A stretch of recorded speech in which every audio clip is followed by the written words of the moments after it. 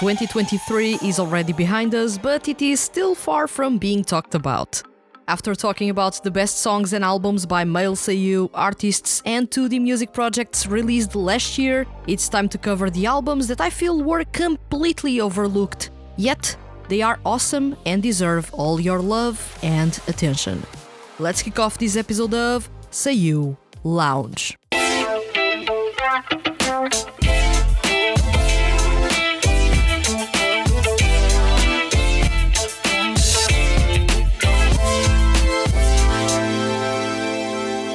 Welcome to Seiyuu Lounge. I am your host Vanessa, and today's topic is 7 albums that went under the radar in 2023.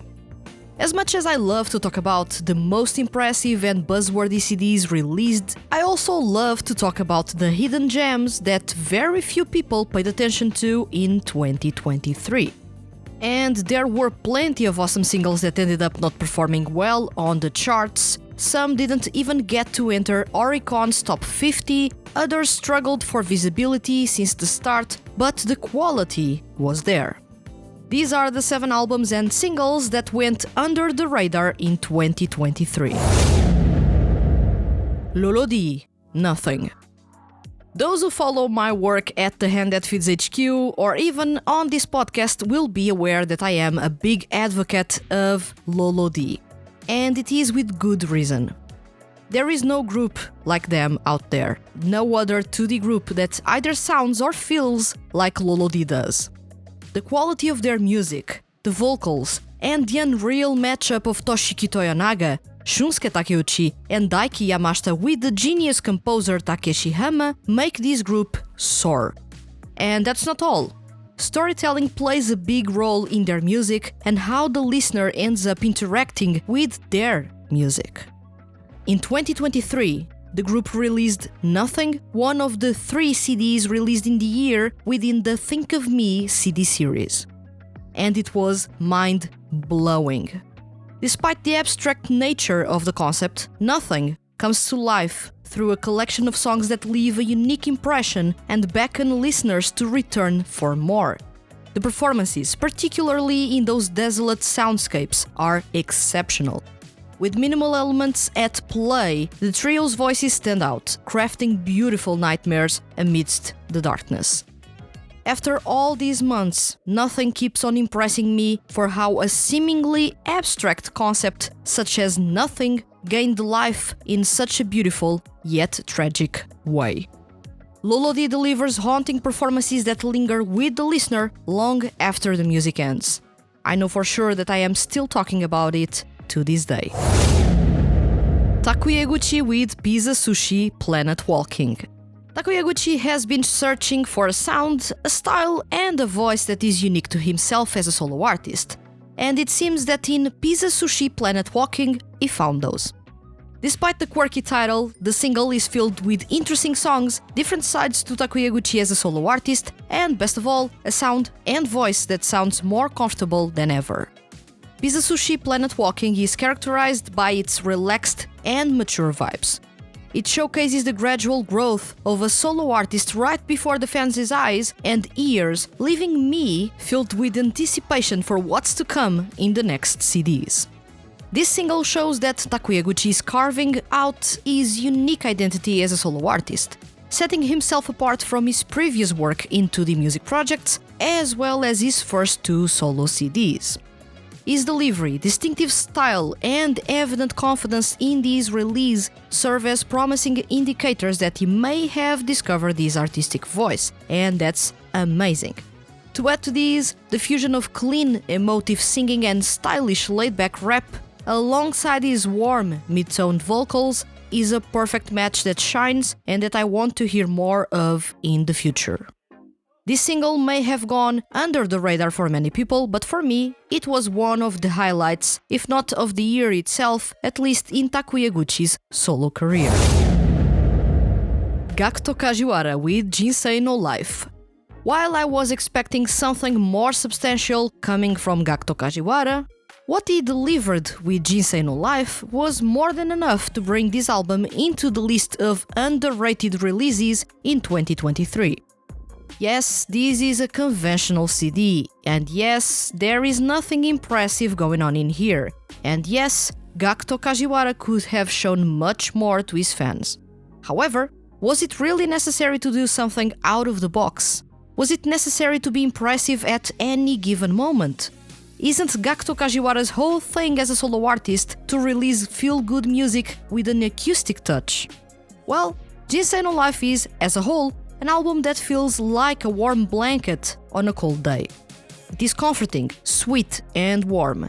Its weaknesses are easily noticeable if you listen to each of the songs out of context, but as a whole, this is a rock-solid album with a laser focus on the concept, vibes, and quality of the singing being consistent throughout. You hardly can find an album released in 2023 with this much focus and execution that goes to the littlest detail to make sure everything worked. Once again, while not groundbreaking, even within Kajiwara's repertoire, Jinsei no Life is an album that deserved and deserves more love. Anthos with Fake. Embracing their dreamy and atmospheric sound while adding a mature layer of grooviness, Anthos is truly at top of their game with Fake. Well, I wrote these when I reviewed this album and honestly, I still stand by those words. Anthos, much like Lolo D, ticks all the right boxes for me when it comes to what a 2D group should have. Good vocals, focusing on quality instead of star power. Storytelling-driven music which consistently ties up with the story, the characters, and the world in which the group is inserted, as well as unique music, which means that isn't necessarily following trends, but instead perfectly tying up all the good parts in the group. Anthos continues to impress and mature with each release, and Fake is everything and more I could have asked them for.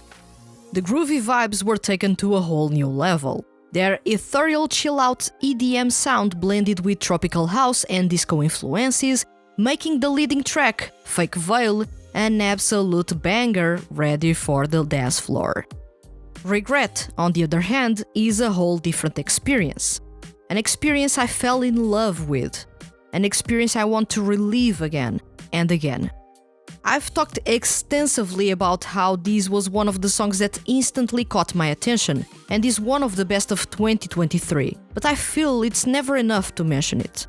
From the unique surprises on the vocal end to the improvements in their compositions, better suiting the evolving vocals by all members, in this song you won't stop being surprised. Fake easily ranks among Anthos' top releases, once again featuring a majestic B-side track that surpasses the leading track.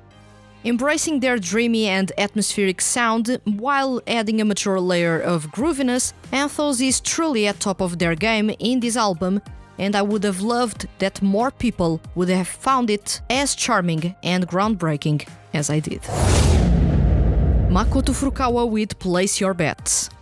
I feel like whenever I mention jazz music, I lose all the attention in the room, as it is a niche music genre, usually much more complex than your average pop or rock tune. And I feel like this is a big reason that, up until Makoto Furukawa released Place Your Bets, made him sort of struggle to sell above 5,000 copies of his CDs. Thankfully, things changed around drastically, and this single sold 10k copies, and is, to this moment, the best-selling CD in his repertoire, something I had hoped would have been the amount of copies from Fairy Tail had sold. But the album sold less, to my shock. Well, over the past 5 years, Makoto Furukawa's fans have been treated to a unique journey through mature love, dark emotions, powerful performances, distinct soundscapes, and stories that leave us yearning for more. All, or almost all, the stories were written by Makoto Furukawa, which cranks up the excitement for his music as nothing beats music that has direct input from the artists themselves. Furukawa's singing style has matured considerably, with his voice naturally deepening over time. However, this change hasn't deterred him from exploring uncharted areas of his range. Now sporting a resonant vibrato, a seductive falsetto, and some skill and control in his higher register, Furukawa adds more emotion and variety to his performances, ensuring his music remains captivating while allowing him to venture into different territories. Place Your Bets encapsulates Furukawa's musical journey thus far while radiating a hopeful tone of continuation. It ignites anticipation for the upcoming releases in his career. And while it sold 10,000 copies, mostly a result of fans purchasing 2 or more copies to get access to the tickets for his first live show, I still feel that this single deserved much, much more love. Seeing how much he has grown and how he closed the 5-year chapter in the best way, Makoto Furukawa is certainly ready to do something different and even more exciting in the future. And honestly, I'm all in for it. Daiki Yamashita with From Here. Released early into 2023, Daiki Yamashita's From Here took an interesting approach that may have put off some listeners, while bringing hope to others who still, like myself, want to hear Yamashita's show his vocal prowess. Yes, From Here can be a bit bland and uneventful at times, but it has its charm and quality, which bring it to this list. The album showcases Yamashita's versatility as a singer by incorporating various music genres. The standout tracks in this album are Akatsuki and Standing Strong, which serve similar purposes of opening and closing the album. This hint of a concept or a story with a start, middle and an end got me excited for a minute, though the album doesn't necessarily have a strong, well-defined concept at its core. In this album, you can still tell that Yamashita continues to play it safe on the vocal end, with controlled, mid-toned lead performances with barely any vibrato, falsetto or head voice. Yamashita's sound doesn't follow a specific direction in this album, which can either be intentional, as he aims to be a versatile solo artist, or he has yet to find his sound as well. Similarly, he's still far from the quality fans have come to know him for as a singer for 2D groups such as Lolo-D. All in all, From Here offers variety, but it also highlights Yamashita's hesitance in approaching his music. He's still searching for his direction sound-wise and voice-wise as a solo artist. While time will bring those pieces together, the album is not a massive upgrade in terms of quality compared to his previous releases, but still an entry worth checking out. If not because you're curious, then maybe because you may enjoy character development, which I hope we will get in future releases. Idolish 7 franchise with Black or White 2022. And wrapping up this feature is Black or White 2022, album by the Idolish 7 franchise, released in the first months of 2023. Black or White 2022 is an album that presents the battle for the crown of best group in the Idolish 7 franchise. The album contains 4 sets, each with a unique lineup, dynamics, sound and concepts. These, all by itself, was never done before by another 2D or mixed media project out there. Zul's 4-song set is powerful and aggressive with an urban rock-inspired undertone. Their new song, Utopia, is ethereal, yet still retains the group's edgy vibe. Zul's set ends on a powerful note, signaling their intent to win the crown. Idolish 7's set was comfortable but not impressive, with only Mr. Affection and Tomorrow Evidence carrying significant power. Trigger's 4-song set is the strongest in that album, with ambitious and cohesive performances that make the perfect bridge between each other. Their new song, Be Authentic, is one of their sexiest pop tunes to date. Rivale's set brings back their old and new sound, including their representative high-tension dance tunes and a funky jazz rock tune. Their new track, Your Rhapsody, is interesting and unique. All in all, this album is a must-listen for longtime fans and newcomers alike, as it showcases each group's strong identity and growth. And honestly, it deserves more love.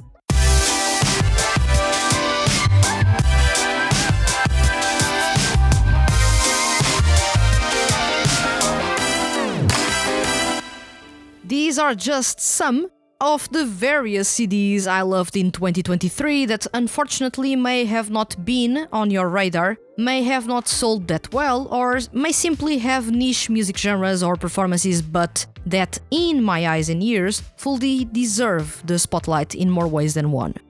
Also worth mentioning that the solo artists featured in this episode fully deserved more love.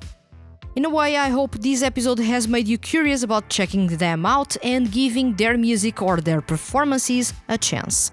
Part of the magic of listening to music is to find your next love in there, that song that you can't get off your head, that performance that made you go wow more times than you hoped.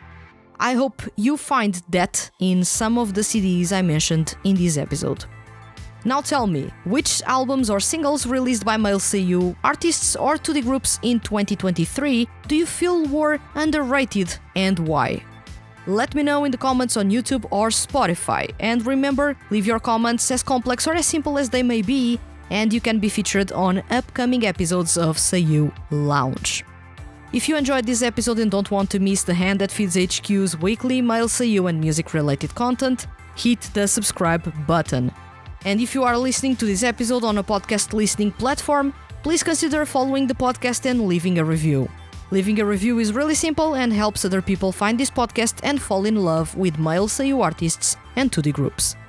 I'll return next week with another episode of Seiyuu Lounge. Thank you for listening and see you guys around.